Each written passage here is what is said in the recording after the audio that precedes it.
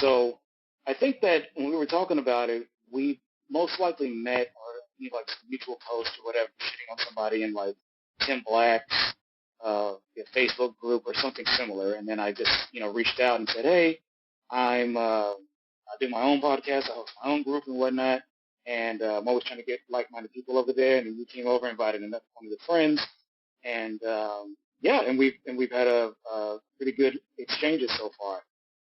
Yeah. Yeah, I can't exactly remember where, but yeah, that Tim Black is the closest I can remember. I don't know, roasting someone or other, just make jokes indicative of one's politics, if you know what I mean. Yeah, exactly. It's like one of the because I was never somebody to be much of a bully. But it's like now that I've gotten older and things have gotten a little more complex, I'm like, no, bullying can be right when it's done, what I'm saying, in the proper context, and some ideas and some points of view should be highly fucking criticized. Yeah, there are some things you should not just let people say without challenge or question. Like racial epithets or like things meant to intentionally inflame, like speech to like hurt people's feelings and like stir up like disingenuous debate, that kind of thing. Yeah, no conspiracy theories or misinformation, that stuff. The one exception I will say that again. Oh, I said that's big now. That's all. Oh yeah. Yeah, a lot of pseudo-intellectualism, anti-intellectualism. And that's just, and the thing is that, a part of that is just being savvy and realizing, hey, what is effective for getting people animated, getting them to be active, about a particular issue.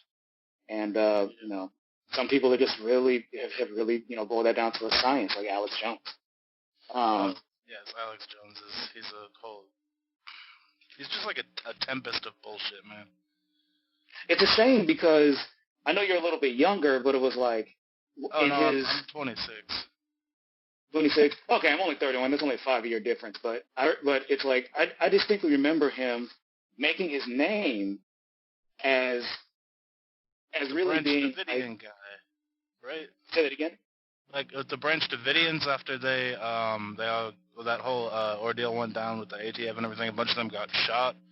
That was what I had read was his like entree into work as a political provocateur. Oh no, Alex Jones has been active, if not since like the late '80s, then in the '90s to various degrees. Yeah. He's been around in the game, and and that's the thing about it is that like he was always like independent, doing his own thing, and for a long time he was actually seen as being like. He was seen as just being like an honest libertarian, like really actually going after the government for their bullshit, whether it's encroaching on civil rights or foreign wars or fiscal policy. But he was a lot more honest.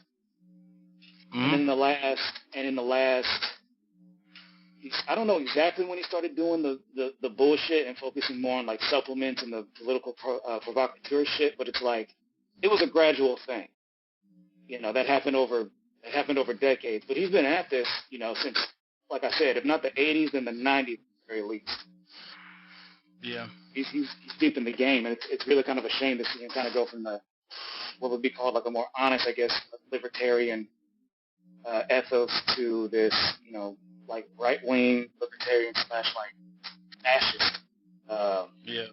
/ used car salesman kind of deal. With all the, the supplements, the super male vitality, all that shit. Oh, my God. Yeah, all that shit, Yeah, he's such a clown. So, yeah, but it's a shame, but that's, the only thing I was going to say was an exception with the bullying thing is that, like, one of the things you mentioned was, like, to hurt people's feelings. To me, that's one of those things where it's, like, it's contextual because it's, like, sometimes I look at it like this. Like, people will bring up studies, talking about how spanking your child is, and I distinguish between like spanking and like straight up beating. But, like spanking your child, makes them, gives them PTSD, or gives them trauma or whatnot. And then I was thinking about, okay, but did you think that maybe it's good for them to have a certain level of understanding of what the cost of violence is, So that way they're not somebody that goes out and just, engages with it, saying so casually, or is so afraid and, they're like a deer in the headlights when they do experience violence because they've never had any sort of acclimation to it to any degree. And I'm not saying that, once again, I'm not saying that should necessarily come from like being spanked as a child, but it's one of those things. It's one of those things that like, it reinforces like, okay, there really are consequences, and this shit hurts, and I should be mindful before, the things I say and I do. Yeah. All right. So on the 26th of June, like last month, there was a story that comes out about like the Taliban is being paid bounties by Russia to kill U.S. troops, and it's like, yes. All right, well, why did this happen? This happened because Trump was talking about pulling us out of the 20-year Afghanistan war. Mm-hmm. Like, he was like, we're going to pull out, like, a bunch of these troops, and we're going to pull troops out of, Germany as well. And, like, this is, like, the only good thing that he does is, like, sometimes he just, like, wants to, like, make wars smaller or maybe, like, pull out of, like, a conflict that it seems like an obvious defeat to, like, everyone in the U.S. And then they come up with all this crap to frustrate that effort, like, to stop him from doing the only thing that's, like, really popular that he's doing, like, popular in the sense of, like, a lot of people like it, like, even people who aren't, like, in his base or whatever. And, so I guess, like, real quick with that, because that's a story that I didn't personally look into very deeply. Obviously we could understand it just from, general rivalries between the states, but is there any other greater incentive for Russia for Putin or Russia geopolitical interest to stoke that because it wasn't like the bounties were recent, they just came into the news cycle recently, right? Well, it's like to my mind, it really is sort of irrelevant, because if you're in a war zone, like if you're occupying someone else's country, that makes you a legitimate target of war. Like I don't understand what you're saying with the framing of it. It doesn't make sense to me like why this is different from just like ordinarily U.S. troops being killed in conflicts. Like I don't see any differentiation there. Well, that's the thing is that is Russia, I guess, like officially on like Afghanistan's side in this shit? Well, you have to get into the history a little bit to sort of understand like their involvement in it. But right. I mean, I know before they've been there. Yeah. There was I know before that was a major conflict. But I guess like the question is then, is it still stemming from that same, general rivalry for territory and different, resources? Is it basic geopolitical shit, or is it like something deeper? Well, it's a mineral rights conflict, really. Right. Okay. And also one about political power, but like the reason that Russia has an interest in maintaining good relations with the Afghan government and being on the side that wins and everything is because Afghanistan is real close to Russia. Trump has talked about Venezuela being in our backyard. Well, you gotta look at a map of the Middle East, and then you circle Afghanistan, circle Russia, and it's like, oh, well, it's not like right there, but it's pretty close. It's right closer next to there. China, It's closer. Right next it's to closer India. to there than it is to us. Yeah, it's closer to there than it is to us. Yeah. Then like you're trying to understand like their geopolitical interests, like this. Like, we don't even know that it's true that they were being paid bounties, because this is intelligence said, like, that's intelligence says is like the sourcing on this entire reporting story, which is ridiculous as well, because there's so many examples of like us being misled and all of this. Yeah. There was like the provocation that got us into the Vietnam War, which we also went through about 18 years of before we finally got out of without, fully, like, conquering the country. There was... Thankfully. Oh, really? Yeah. Do you remember the Nyara one? Like, when there was... No, that it doesn't ring any bells, but, I mean, there's plenty of historical examples. The Gulf of Tonkin... Oh, not the Gulf of Tonkin, the fucking... was that the correct... Yeah, the Gulf of Tonkin incident, yes.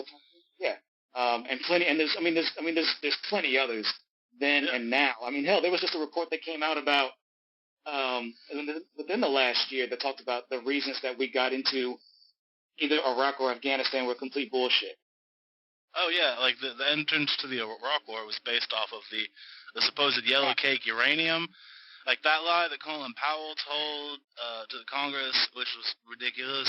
They They knew that based shit at it the off of time. a shipment, yeah, of aluminum tubes. There was even like Afghanistan, even like after 9/11, they were willing to like send Bin Laden to some country to like be prosecuted in their courts by the U.S. And the U.S. is like, nope, we're gonna invade because that's kind of what we wanted the whole time. Right, exactly. It's just like used as pretextual, and then one sort of ends up wondering, well, like what about 9/11? I don't want to like, I'm not gonna like argue that for you here now, but like, all the arrows kind of point back and like wink, wink, nudge, nudge, kind of point back to it. Like if you look at Afghanistan, the conflict essentially you can start in about 1973 when it becomes a democracy, right? It stops being a monarchy. And for about 5 years, it's ruled by the guy who makes it into a democracy. And then there's a coup, and the communism happens. There's a military coup where they kill the guy who's in charge. And then a whole bunch of shit starts going down in Afghanistan. In 1979, the U.S. tries to knock the government down. The Soviet Union at the time, which then encompasses like all of this area, which is partial explanation of why Russia has these geopolitical interests in the area. They have control a lot of things. They should kind of see it as lost territory. Yeah. In some respects. Well, because they were supporting the government of Afghanistan, which had declared communism, and was like hoping to maybe join the USSR or just be communist. Oh, okay. Yeah. So, like Carter starts arming them, Reagan keeps arming them for all of his terms. Bush starts arming him. Then, 1992, the Soviet Union collapses, and then, like, 1989, the Afghanistan kind of collapses, and it's just, like, chaos for a really long-ass time, until the Taliban come to power in 1995. And okay, then, now, like, on the Taliban, now, before you go further, can you give a little more context about the origins of the Taliban, and why they were able to grab a hold of the reins of power in a relatively short amount of time compared to the other interests that were at play in the area. Well, it's because the U.S. government was arming them. So the Taliban are a group of, I would say, reactionary Muslims in Afghanistan that did not like the communist coup, and that in collaboration with foreign business interests and the United States and the entities that the United States uses to conduct regime change war and things like that, that they wanted to overthrow this communist government, so that they began arming armies of radical Islamic fighters, which they would recruit them from like all over the Middle East. And they would bring them in Afghanistan, and they would fight in the Mujahideen, which is one of the central things that I want to talk about in all of this. Like, you see, the U.S. What separates what separates the Taliban from the sorry? What separates those two groups? Well, the Mujahideen was just a militia force that was like a proxy army, like you hear about in Syria or whatever nowadays. It was that was under although I guess maybe not under the direct control, but pretty much under the direct control of the U.S. Like funded by them, run by Osama bin Laden. Everybody, the 9/11 guy. That guy. Yeah. That guy was. I mean, he comes from a really prominent like Saudi family, so he was working with intelligence to have this proxy army in Afghanistan to take political power and to topple the USSR, friendly communist government that came to power in 1979. Yeah, in 1979. Okay. So Osama already coming from a prominent Saudi family, and we know that it's fairly common knowledge amongst those who look into it that a lot of the really reactionary, the modern reactionary, Islamic extremism is largely a product of Saudi investment. Yeah, hold on a second. I'm gonna end this and I'm gonna call you right back.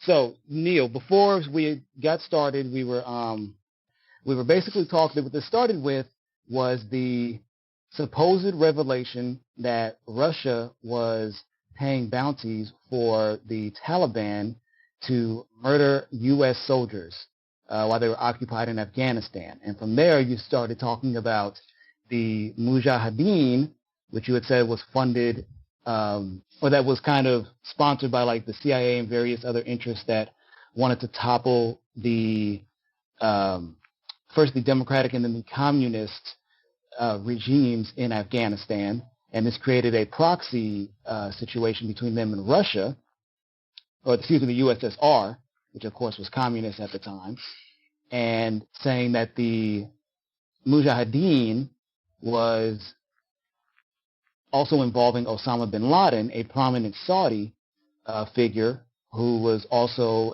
I guess, espousing Wahhabism, or this very reactionary form of Islamism, and was also working with various intelligence agencies, I'm guessing from the U.S. and Europe. Yeah. He was always a U.S. intelligence asset. He was working sort of as like the liaison from the powerful part of Saudi Arabian society, because you can't just have some honky spook show up in the middle of the Middle East and be like, I want you to be a fundamentalist Islamist, and right. Don't worry about this. Like they can't do that blatantly. That'd be a little bit too much. Right.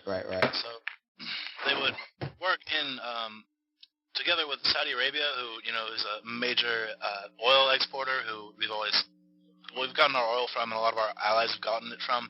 Like we work with them to sort of like protect our collective like global military interests, like the interest of the hegemony, if that makes sense, of the U.S. military. Oh yeah. Yeah. So sometimes they need irregular forces in these sorts of things, and sometimes they need forces that they can use to do things that regular militaries can't get away with in this ever-increasing hybrid war, where basically people do things other than use actual like militaries to accomplish military objectives, like terrorist attacks, shootings, assassinations, all of this kind of stuff that used to be more in the realm of statecraft, but now is sort of it's just more of like statecraft with pretending it's not. You get someone else to do it. Right. Yeah. Yeah. Okay. So them and the Bin Ladens. So the Mujahideen, like Bin Laden establishes them, and then they work to overthrow the government, the communist government of Afghanistan. And then once they've overthrown the communist government of Afghanistan, the Taliban comes to power. And for a while, the U.S. is willing to work with them, and then the Taliban asserts they assert their dominance over the Mujahideen, like as the de facto rulers of the country. And now we're in 2001. Okay. And this is sort of where I'm guessing like all of anyone like watching or listening to this probably would be picking up somewhere around here, like in their own experience of all of this, however much they've studied it or not. Right. Yeah, because I distinctly remember. I remember the day, not the day. Well, obviously it was September 11th. But I remember. I remember when I was 9/11. I had to walk uphill both ways to go to school twice. That's right. It was only 8 miles both ways. But but seriously, I remember I was on my way to school, and whatever radio station we were listening to, they went to this emergency broadcast. And the thing is, I had never even been on a plane up to that point, or known known anything about like Middle East or blah blah blah, and whatnot. So that was just like, it was just a revelation on many different fronts. But you were right, and so I'm only like maybe 11, 12. I'm only 11 years old. Actually, I'd be 12 years old. So I was only 12 years old when this happened, and so this was a revelation on many fronts. And then kind of like for me and many other people at this time, Jon Stewart. It became the host of the Daily Show, and kind of helped the political awakening of a generation in many respects, because he was like the first person who could help like break that shit down, and was using infotainment, and like one of the first mainstream like forms of like infotainment. Yeah, like he was one of the only people who already like had the political lexicon of like, where is Iraq? What is like Iraq. What is Yeah. Afghanistan? What is Islam? Like, and I mean, looking back at him, like he's definitely like a salesman of what I would call like the war state. But like even the ones now are so much less critical of it than he was, and also much more ignorant of it than he was. Like, Yeah, I mean, I don't know too much about Jon Stewart's, background. I know he came up as a, the standard stand-up comedian, him and Colbert and many of their, contemporaries, and then they, yeah, but they decided to become more politically literate and more, sharper in their commentary and incorporating, what I'm saying, all the different, rhetorical devices. I like the "Go Fuck Yourself" choir. That was classic. Dude, there was a lot of classic moments. Like it's something that I need to revisit. And just the bask in. But before we get too far into them, let's stay focused on the issues of Afghanistan and all the different powers which are have their hands in the mix there. So now we're up to 2001, which, as you mentioned, was kind of like the for many people. Mainly in the U.S. And Europe. I'm sure, like everywhere else in the world, they already know about this in the general public. But this was kind of like the first time general public in the quote unquote Western society was becoming privy to this part of the world.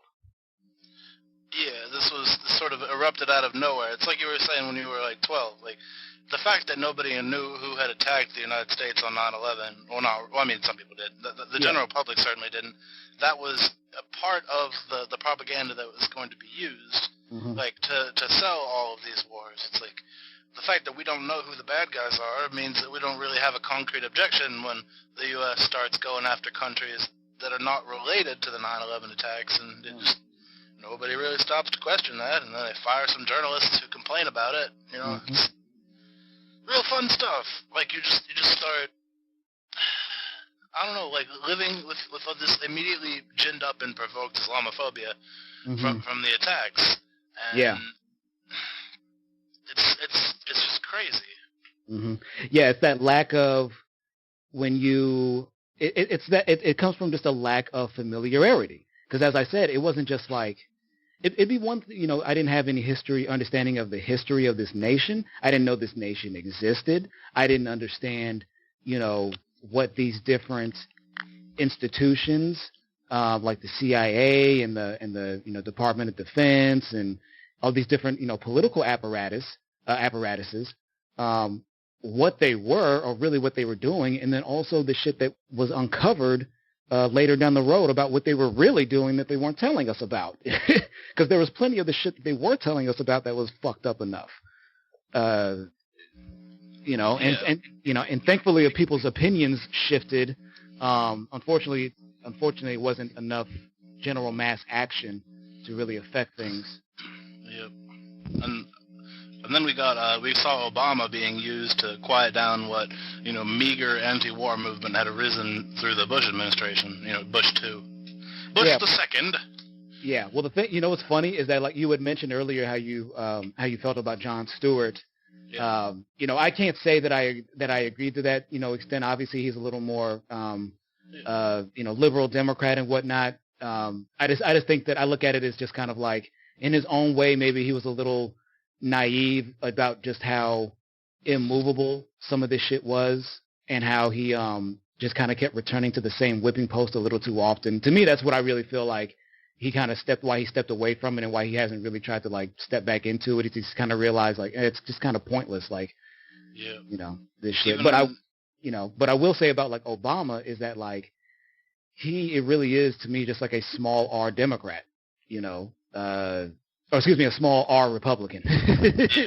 Small R Democrat. Like R Democrat. Joe Biden. No, Joe Biden's a big R Democrat. But continue on. So we're moving from the revelations in the Western general public of Afghanistan, and really understanding the history of all of our conflicts, because now that people's interest is stoked by this, now they're like, okay, what the fuck else has been going on?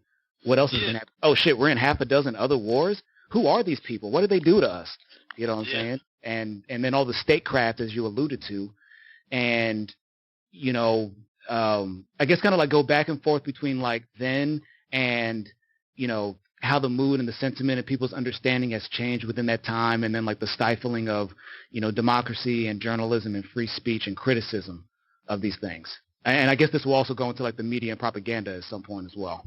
Yeah. All right. Well, that's a big beefy question. Tackle it as you need to. All right. I will. Actually, let me get a pen. I want to get all of those parts. You said. It was really just kind of connecting the dots between 2001 September 11th and I guess up to this point, or however long you want to go into, maybe like just up to Obama and whatnot, because Trump gets his own animal.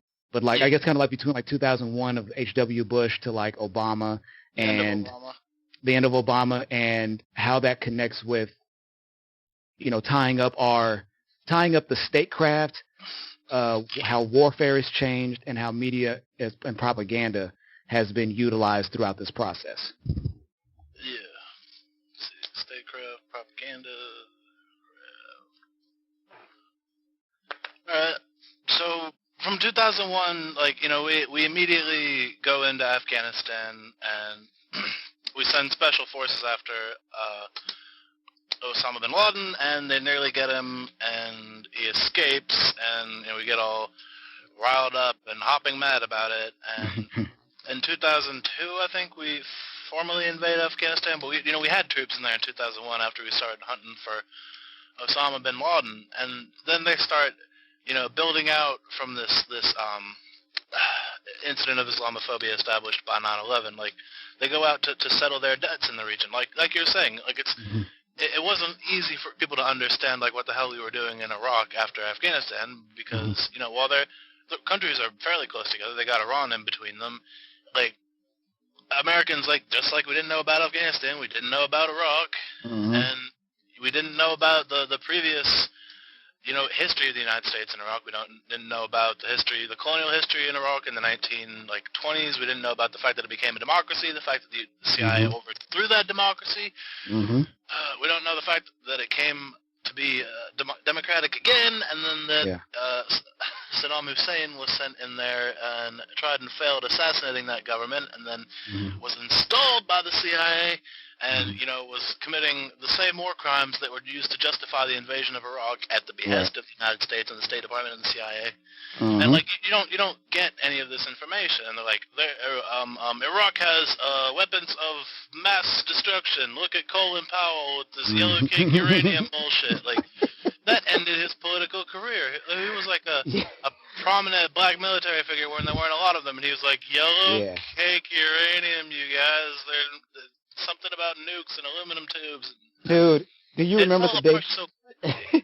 Dude, do you remember the Dave Chappelle skit? Did you ever catch that? Yeah. He's up there with the baggie of yellow cake. in a fucking now he's all like, hey, careful with that. Hey, I got it in this special CIA napkin. It is goofy ass motherfucker. But the thing is, dude, like you're like, you're absolutely right, and it's so strange. It's not really strange, but it's just like, damn, like you risked your career, everything you had developed for the promise. And I'm sure, of course, he got his cut, he got his checks, from this. It just shows, how ghoulish, so it just reinforces that, like, how much so many people, even somebody like a black person who has to come up the ranks and understand their place in this fucked up society, how willing they are to pass that buck on, onto other groups who can't readily defend themselves. Yep.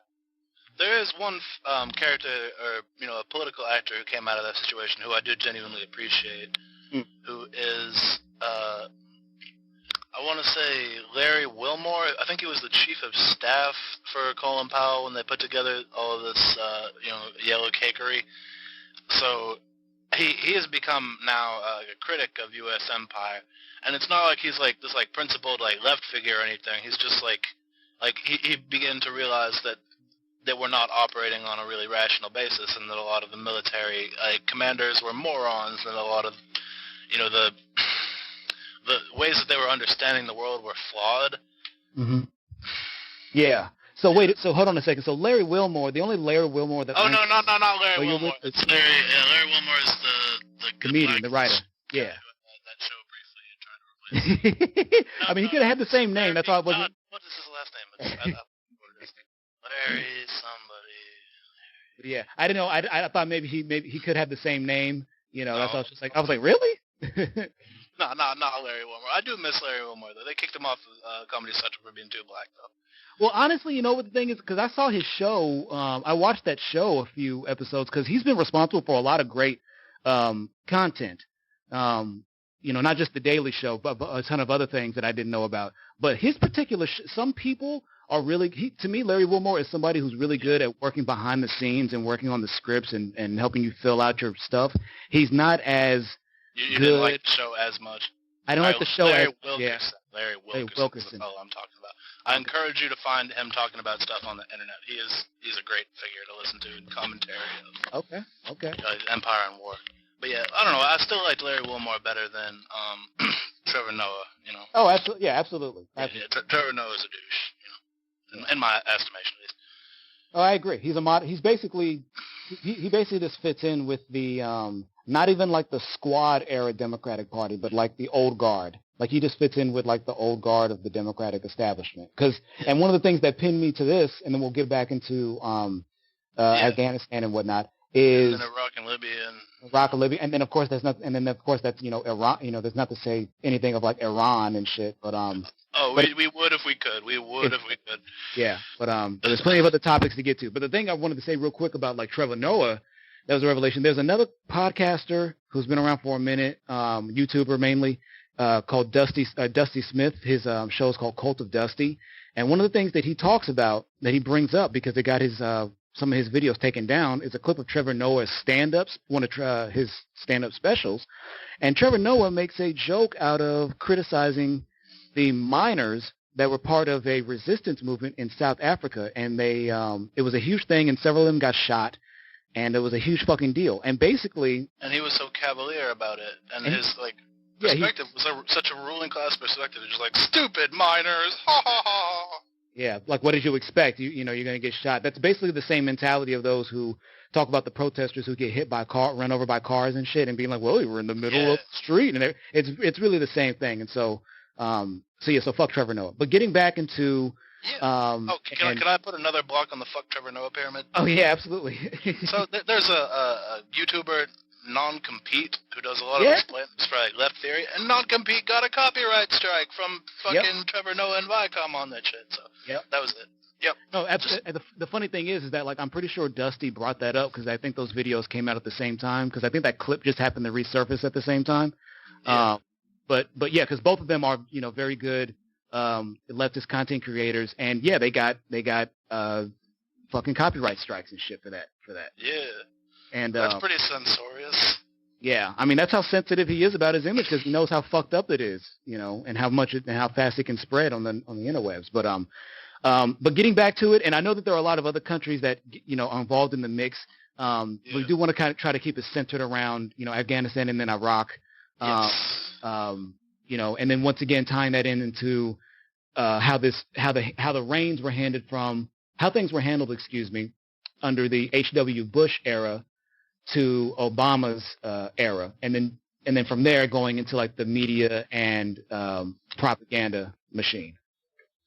Okay, so to come through, let's see. We started with Carter, who started arming Mujahideen, and then Reagan continued arming Mujahideen, and then by Bush, the project was beginning to be finished. Like we were seeing, like the USSR really start to come apart at the seams. Yes. And so, like one of the major goals was to draw Russia into a trap in Afghanistan and exhaust them and their military and their resources and just hasten their demise. So that was. Yeah. That was achieved, and then Afghanistan becomes sort of a secondary political goal through the rest of this. This is when this chaos opens up, when the Taliban comes to power in the mid-'90s, which takes us to 2001 rather, where the U.S. invades Afghanistan, and then we have this U.S.-sanctioned government installed in Afghanistan, which everybody super duper loves that. Mm-hmm.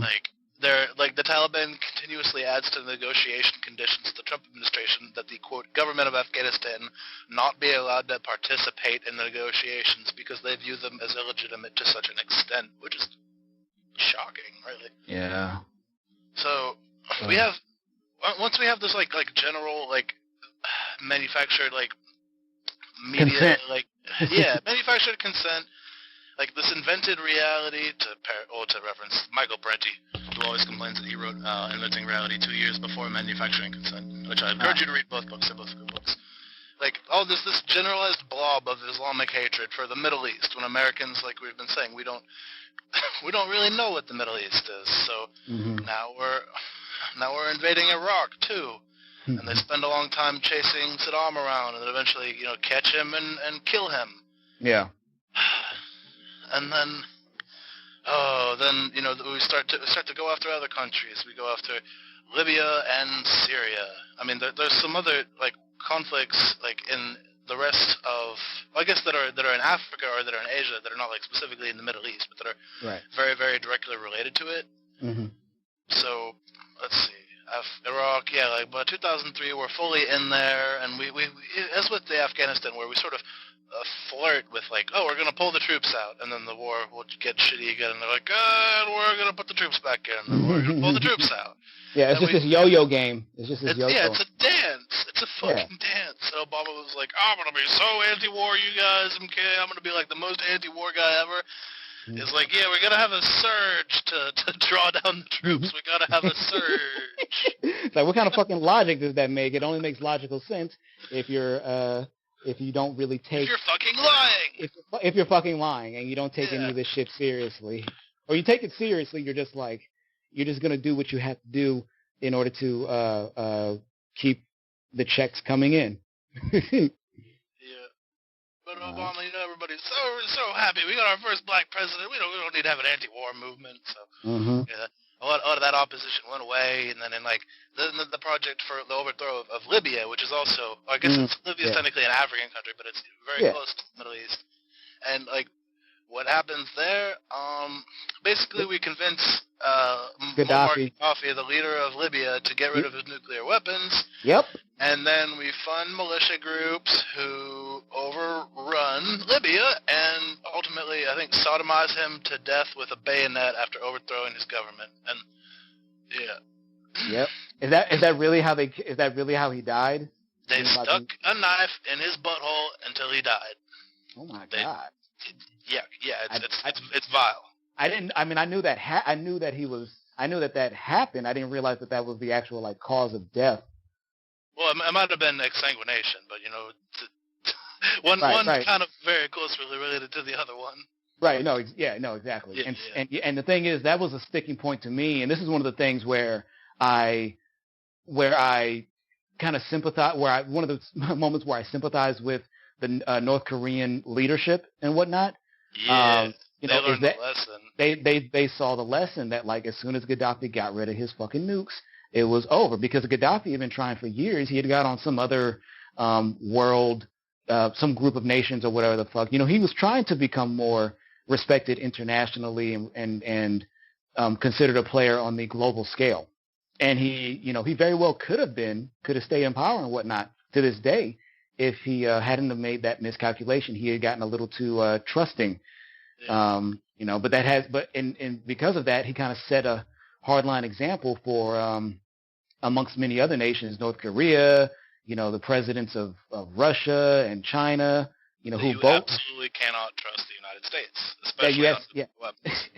Exactly, because the thing is, it's not like when you're talking at the level of like state actors, you don't really have a lot of good guys in general, because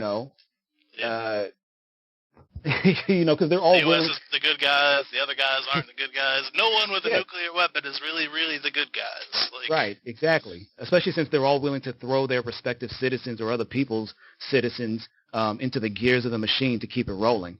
Yeah. We should all watch the movie The Day After Tomorrow. It was something that was shown to Reagan as a TV movie that really had a big role in him becoming anti-nuclear proliferation. I think it's public domain on YouTube. Yeah, I mean that is one thing about Reagan. He comes across, especially in hindsight, as a more sincere conservative. Like actually believing in the rationale of many aspects of conservatism. Because there's been plenty of like conservative Republican arguments for nuclear dearmament, or at least slowing down the development of arms. But that's a whole other tangent. So let's get back to, since now we've kind of wrapped up and gotten kind of up to speed on the different conflicts, the geopolitical angles, and various interests as they played out over the generations. Let's kind of zero in more on the aspect of media and propaganda and how consent is manufactured, or how people's mindsets and interests and motivations are massaged through the various the various mediums through which we get information and are accustomed to. Yeah. And in this part, I'm going to talk about my parents' favorite television show, Captain Jingoism Murders the Bad Muslims, a.k.a. NCIS. So what do we have? We have Mark Harmon as NCIS super agent Leroy Jethro Gibbs, whose family got murdered by a drug cartel. Of course they did. His therapy is inflicting violence on whoever the enemies of America are. So we know in his backstory that he's assassinated the man who assassinated his family, that he's periodically investigated for it, but he's one of the good guys, and he knows what's right, he knows what to do, when to do it, how to work around the system, that kind of... It's just like this prototypic figure, if I can get a little bit Jungian, for a second. Archetype? He is exactly that. He is an archetype of, the national security state's masculinity. Like, my dog really loves him, which is something that has really fascinated me, because they watch that show with him, and then my dog never, ever barks at Mark Harmon. And if there's a dog that's barking at Mark Harmon, she's going to lose her fucking shit, because my dog is the most propagandized creature on Earth. Oh, man. And well, listen, I mean, Mark, look, to credit, give him credit, Mark Harmon is easy to, he's easy to just kind of get lost in. Yeah. He's pretty hunky, I'll give you that. Yeah. Yeah. It's just like he has this terse like John Wayne in an office delivery to everything. Yeah, it becomes really fucking hilarious until you understand the greater context of oh, he's supposed to come off, it's just theater, you know what I'm saying? It's to give the impression of oh, I'm a level-headed person who never really loses their shit except under circumstances which are, which are acceptable. It's that whole pacification to make you feel oh yeah, this paternal figure, he knows what's right and what's wrong, and exactly. You know what I'm saying? He's not to be questioned. Yes, this is because these shows promote the just world hypothesis, the idea that the world is just, and that the cops are the good guys, and our friends, and on our side, and gonna help us out, and fundamentally a force of good, which is, it's one of these propaganda narratives that's very valuable in, selling people this worldview that allows them to continue justifying all these Middle Eastern conflicts. Because this is just it's a really good example of it, but there's so many others. Like Law and Order, SVU. This one that one's a little less globally oriented, because an NCIS, sometimes they'll go to Afghanistan or whatever, or they'll go to Africa and they'll protect the good guys who are inexplicably shot at by this nameless, faceless horde of usually brown people with guns, whose background is not explained, whose motivations are not explained, whose politics are not explained, but who are the bad guys, okay? Right. And so I know you're going about NCIS, and I want you to continue on that. But can you also kind of expand on how it's, I guess, just kind of take that and expand it and talk about how, because it's far from the only show, it's not even the first one, of this strain, but kind of it's actually a spin-off of JAG. Right. So kind of, go from there and kind of, jump back and forth through whatever timeline or whatever time period you need to. But just kind of explain how they have used facets of journalism, media, and entertainment, mixing them up, infotainment, and how effective they've been able to get at taking control of these different apparatuses. Yeah. So, NCIS is, it's part of a long history of things. This kind of crap is not, new. It's just that it's being utilized for this goal to sell, the war on terror. Mm-hmm. Like that's why we have like shows like this. Like, but if you look back, like, look at what they were feeding the boomers in terms of a media diet. You got shows like MASH, which is super fucking racist. Like Alan Alda's a good actor. He's got sort of that, Mark Harmon effect. He's just this guy that you really can, identify with, and they just got him there, and he's a good guy. And then we got Hogan's Heroes, which is just like this sort of like I guess it's a propaganda effort to like undermine, the Germans and the Nazis and whatever, but like it just sort of like makes everything like cute and like, campy regarding World War II. Shit, you got like the other show that I saw when I was at Home Depot for a very brief time was Gilligan's Island. Okay. And this show is just like, well, it promotes the same sort of views, like, the world is just, and, like, white people are good, and, everyone else is a dumb savage. Like, they tricked, because they were, like, stranded on an island after their boat crash. This is the premise of the show. They tricked this tribe of, like, what I would say are, like, representations of, like, Pacific Islanders, like, oh boy. You can think, like, somewhere around Hawaii, something like that, and they're, like ooga booga levels of fucking racism. Like, it's they're like, oh, look at the fire, and they like turn a flashlight on and off, and then like these huge muscular men who are playing these ooga booga characters are like, oh, and they get in their boat and fuck off, and they're like, ha, we sure showed them. I mean, that's fucked up, but it's just because I never watched those. I would catch glimpses of MASH, and of course, like as a kid, I'm just kind of catching some of the punchlines in the laugh track. I didn't catch like the greater subtext and whatnot. But like Gilligan's Island, I just thought was like a goofball. Like basically, what I thought it was like even these guys who are stuck on the island with these women still can't get any pussy. That's what I thought the joke. The ultimate joke. That's one of the jokes, but like the thing that it points out to me is that this undercurrent of propaganda is just always present. It's even present in things which are like at least ostensibly totally unrelated to it. Like, oh yeah, you know what? Absolutely, it's the fact that it's saturated in every facet of our entertainment and media to occupy your headspace. Yeah. You keep everyone watching a bunch of that all the time, and then they have this mentality, which is exactly what's easy to manipulate, like the us-them. Like when the TV world is like that, then people view the real world as like that. The real world is simplistic, and America is the good guys. And those guys that that you see in like Rambo movies, or as the bad guys in like Hawaii 5-0 or Cops or Law and Order SVU or Bones or whatever. Like those are the bad guys. Like right. Accepting the simplistic worldview, then you use the simplistic worldview as a propaganda construct to sell people things. Like, a bad guy did this, we have to go do something about it. And then, like, the little sing-songy movie narrative in your head is, oh, yeah, the U.S. is going to go send someone to deal with that. And it'll be like an episode of, like, insert jingoistic television show here. Yay. And you know what? Instead, that's not what's going on. And you know what's something to add on about movies in general is that, and this is also easily verified as well, is that there is, and as a matter of fact, there's a great film critic, her name is Lindsay Ellis on YouTube. She makes a lot of great content talking about the subtext of film and the history of film and all the different stuff that goes on behind the scenes and whatnot. One of her greatest videos, I think, that she made, video essays, is about how the Transformer movies had to get the Transformer movies had to get permission, had to work with military officials in order to use, I guess, like certain figures or like certain costumes or talk about certain things in their script. Yeah. That's another hugely important facet of it.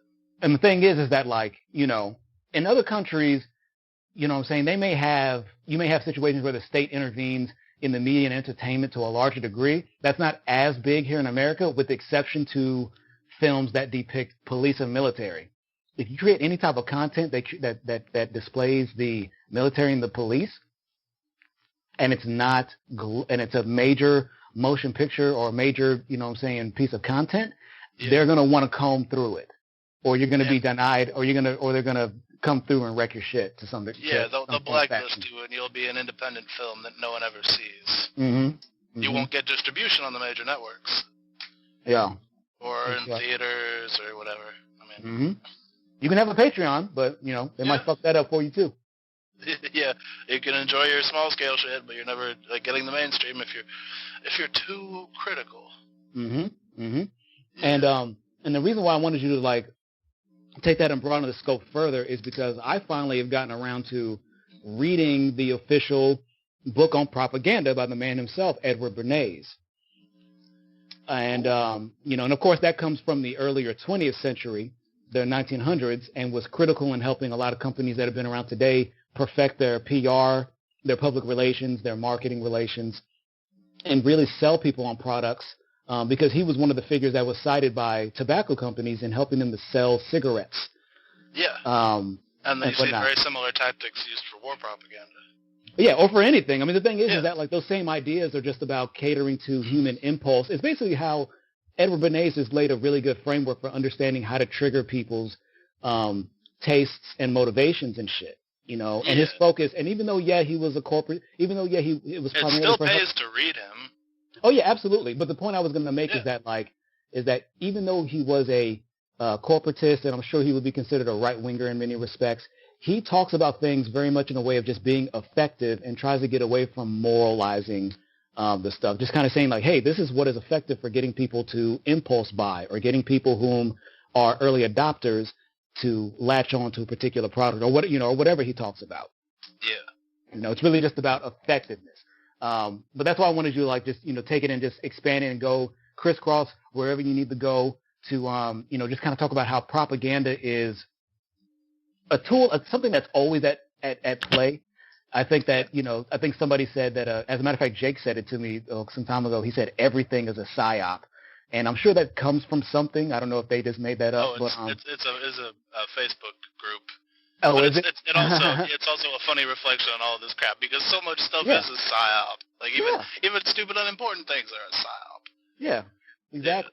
Yeah, but continue on with the angle of media and propaganda and extending from NCIS and just how we are groomed in general in all facets of from advertising to marketing to our social life and places that we can go.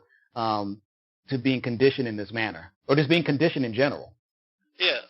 So I'll talk about what you were saying about the cooperation, with the Transformers movies, in terms of allowing people to use military equipment or uniforms in their films. They have if you look up the list, there's a list of I think it's more than 1,000 movies now that allow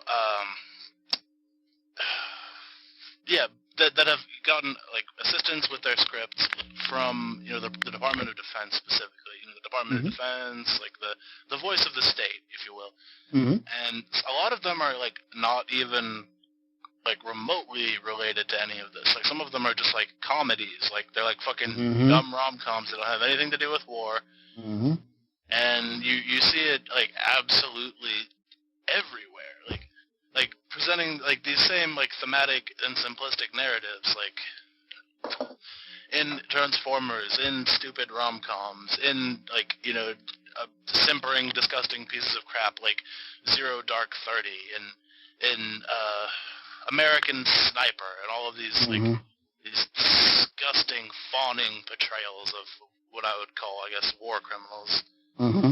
It's the media portrayals, they seek to lionize all of this, and they seek to legitimize the action of the state and to cover for the sloppy propaganda narratives.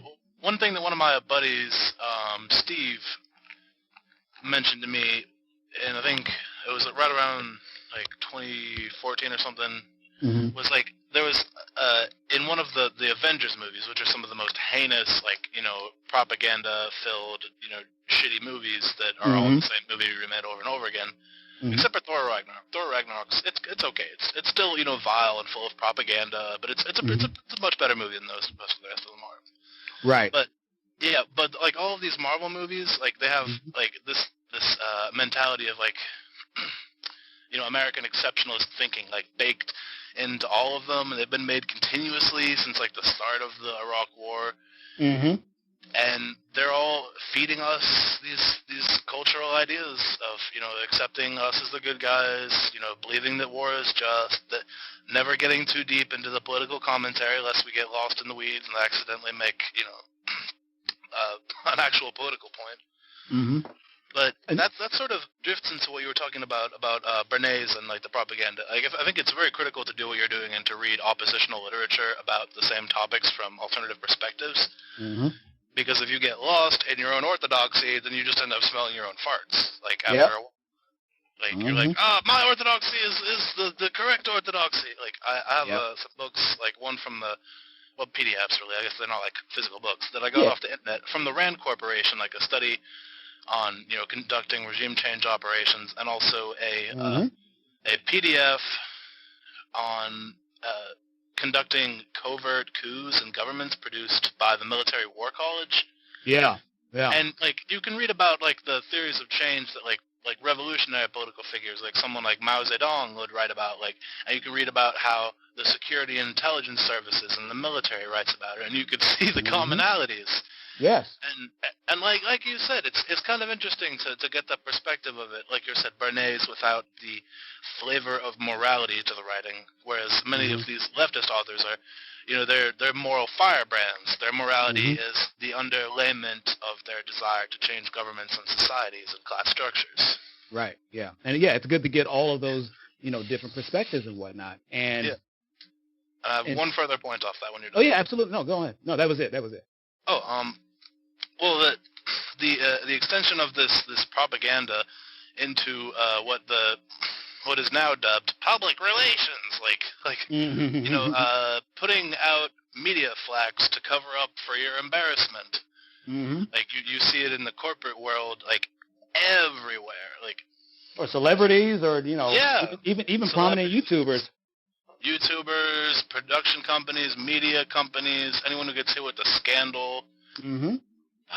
Like they're just as much a part of the propaganda industry as anything else, and a lot of them are very pointed political actors. Like a good example of this is the Me Too controversy, and there's it came out like all the stuff about Biden and how about Tara Reid, how she had come forward to what was it? Was it Me Too or? It may be Me Too or Times Up, one of them. To Times Up, I think. Like Times Up being like an actual organization, which was at that point, I think, operated by SDK Knickerbocker, which is a very, very famous K Street lobbying firm in Washington. Like if you want to understand propaganda, you can just look them up on the internet and see what they participated in. But that this group, that SDK Knickerbocker was run by a Biden staff member, or someone who was in the Biden political orbit. Mm-hmm. And SDK Knickerbocker, which was running Times Up, opted not to pursue the reporting on the Tara Reid shit after they had gotten people like Weinstein, because he was just a little bit too politically connected. And like this group, Times Up, like before that, they were pretty universally seen, at least by the left and like the libs and the folks in the middle, like the people who aren't like hard on the right or very, very like social critical on the left. They were like seen as the good guys, like the exposers of rapists and of sexual abusers, and the people who cover them up and prevent their the victimized from speaking to the media and from being heard. The flags and the controllers of narratives, and those people, they'll only go after their own enemies. Like they won't go after their own guys and serve them. Yeah, or they'll go after somebody who isn't, as you said, not too big of a player, because the thing is that like there's always different hierarchies at play, and so sometimes they just need a guy to sacrifice. Yeah, exactly. Because the thing is, there may have been plenty of people in Times Up whom were like, yeah, let's take the shot at Biden, but may have had somebody else come up to them and be like, yo, we can't, like we won't, like like we won't be able to. We would basically be throwing ourselves on the sword to potentially put a couple of dings in his armor, but we don't have enough, what I'm saying, right now. Now, of course, that's the more generous perspective. I genuinely do just think that, like, they actually like Biden and don't give a fuck about his transgressions. That's what I would tend to say. Like, not even, like, believe, but, like, say. Yeah, yeah, exactly. Yeah. But the thing is, there's always that factor as well that there are people whom they may want to take a shot at somebody, but realize that their best shot will most likely backfire. Yeah. Certainly, that the SDK Knickerbocker was not willing to take that to court, and No, absolutely. Yeah. regardless of their justification. But Oh, you, yeah. you see it a lot of other places. Like sometimes you see the groups not just as like parts of political parties, but Hmm. as as the entities of intelligence operations.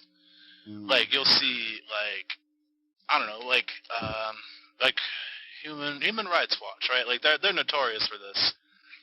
I think they backed the Guaido government in Venezuela when they attempted a coup Oh, really? initially. Yeah, but like what they do is they're like Human Rights Watch. Like what a name! But what do? Right. They go and lend that name to people who are acting either in coordination with a covert campaign or acting like as illegitimate political actors, or they will work to demonize political groups operating in foreign countries for the purposes of political change and external media campaigns against them. Right. Like they were very much like backing like the White Helmets, for example. That's another thing. I know it's very spicy. In Syria, Assad and whatnot. Yeah. Yeah.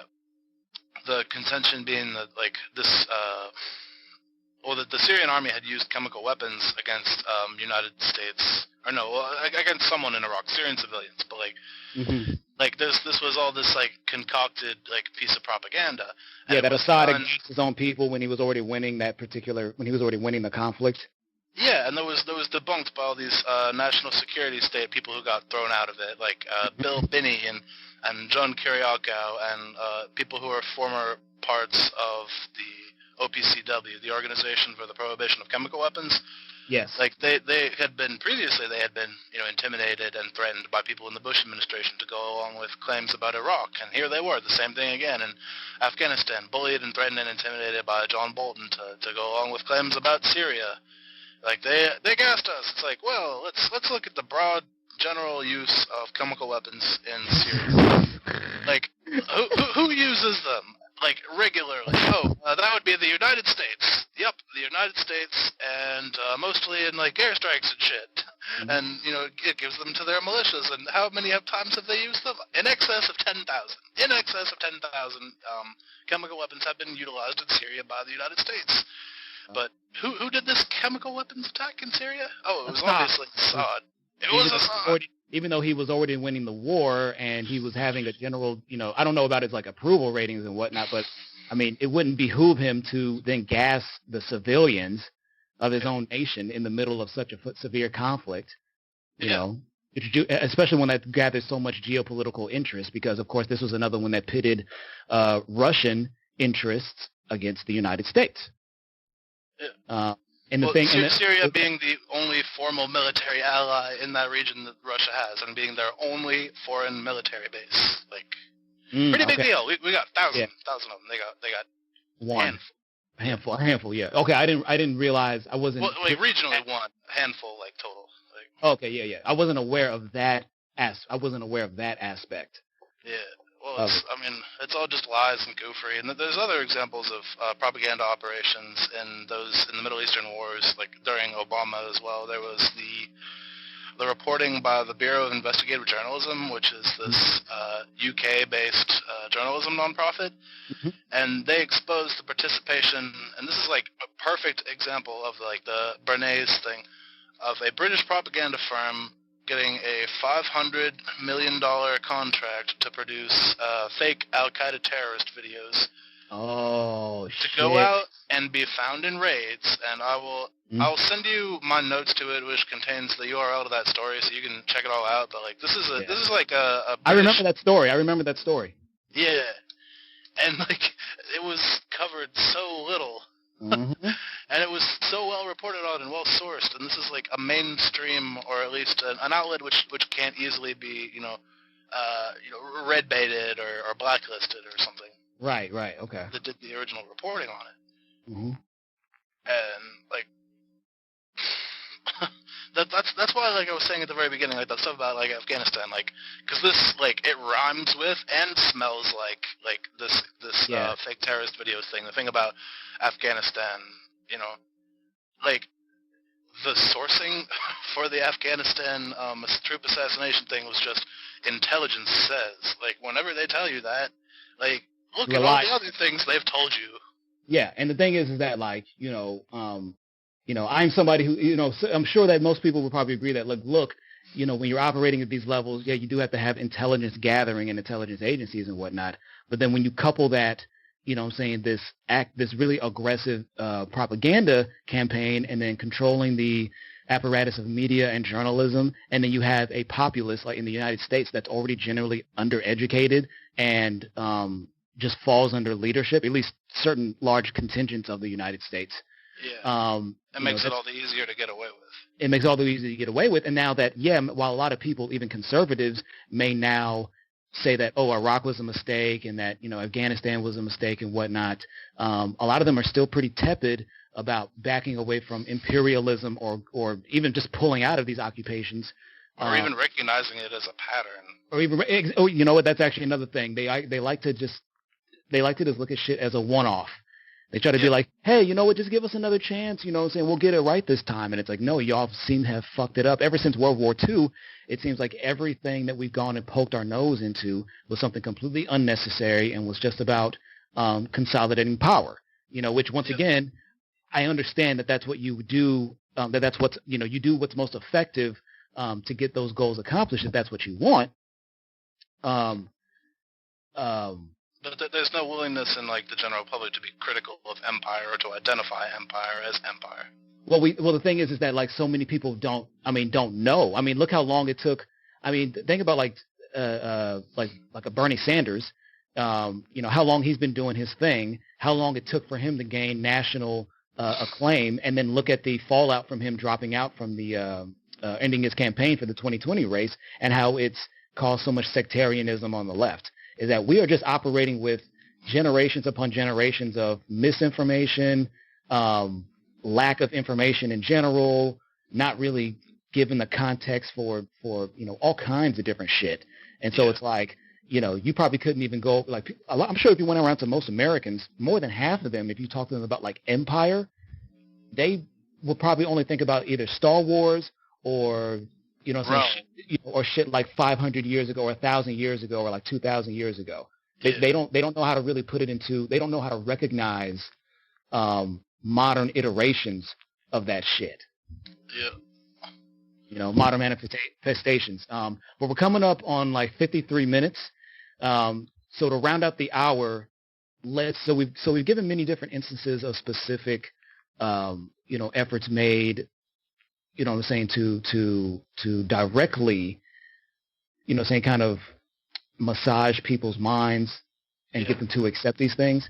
But I want to go into more abstract ones because, like you said, there's that list of movies and stuff, and some of them had nothing to do with talking about, the military or war or politics or anything like that, but that they communicate an ethos, an ethic that is not conducive to those efforts. And so one of the examples that I brought up, and I talked about this on one of my other episodes of my podcast, is a movie called Old Boy.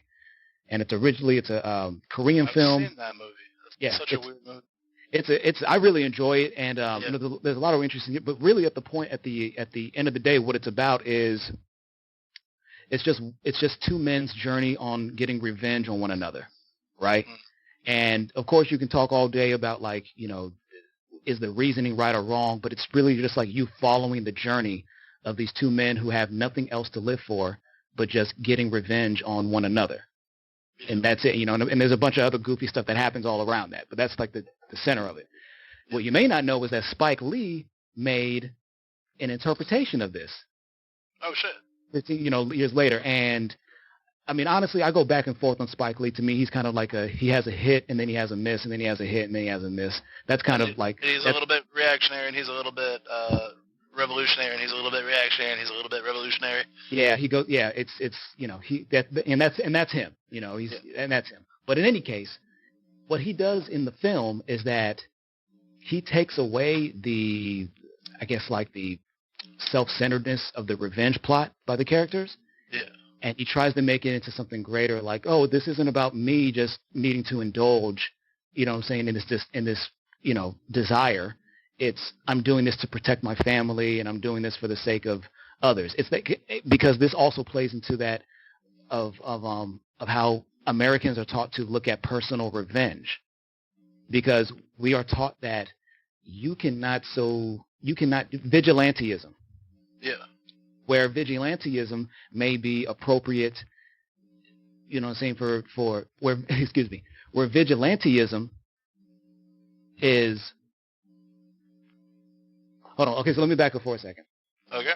So the takeaway from that I get between those two different iterations of Old Boy the Korean, the original Korean one, and then the American one by Spike Lee, it's the framing of how each society looks at personal revenge.